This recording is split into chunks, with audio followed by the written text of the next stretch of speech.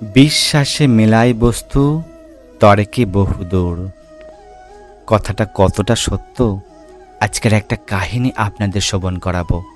চলুন, সে এক অপূর্ব কাহিনী, মন আনন্দে প্রসন্ন হয়ে যাবে।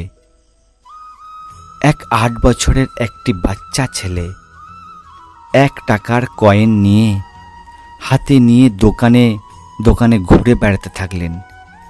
আর যে দোকানে যায় সেই দোকানে গিয়ে সেই 1 টাকার হাতের কয়েন নিয়ে জিজ্ঞাসা করতে থাকে, আচ্ছা, আপনার দোকানে কি ভগবানকে পাওয়া যাবে?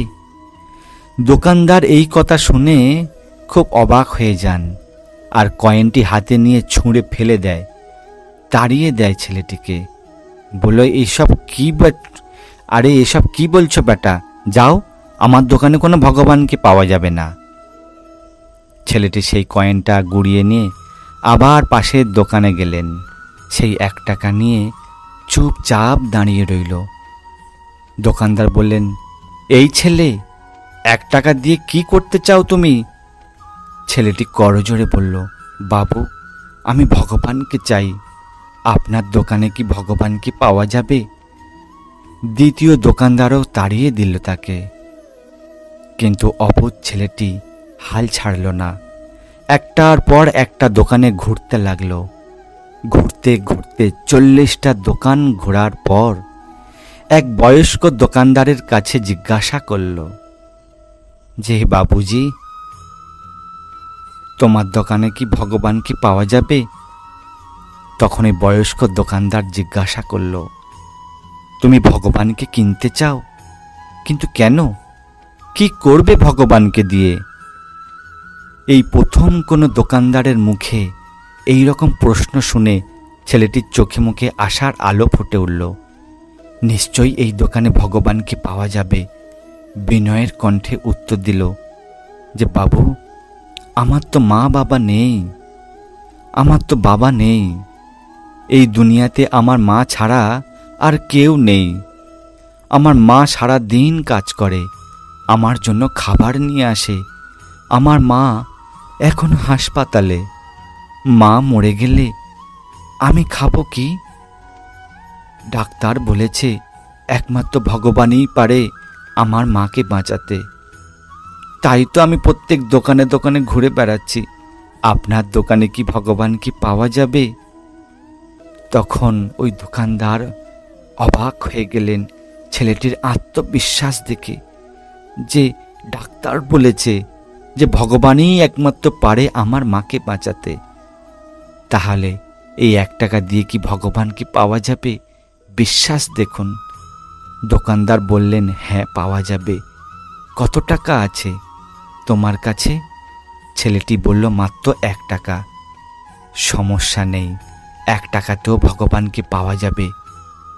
দোকানদার বাচ্চাটির কাছ থেকে 1 টাকা নিয়ে খুঁজে দেখল 1 টাকায় 1 গ্লাস জল ছাড়া বিক্রি করার মতো আর কিচ্ছুই নেই। তাই ছেলেটিকে ফিল্টার থেকে 1 গ্লাস জল ধরিয়ে দিয়ে বলল, এই জলটা খাওয়ালেই তোমার মা সুস্থ হয়ে যাবে। পরের দিন একদল মেডিকেল স্পেশালিস্ট ঢুকলো সেই হাসপাতালে। ছেলেটির মায়ের অপারেশন হলো। খুব দ্রুতই তিনি সুস্থ হয়ে উঠলেন। ডিসচার্জের কাগজে হাসপাতালের বিল দেখে সেই ছেলেটির মায়ের অজ্ঞান হয়ে যাবার মতন অবস্থা। ডাক্তার ওনাকে আশ্বস্ত করে বললেন, টেনশনের কিছু নেই। একজন বয়স্ক ভদ্রলোক আপনার সব বিল পরিশোধ করে দিয়েছেন, সাথে একটা চিঠি দিয়েছেন।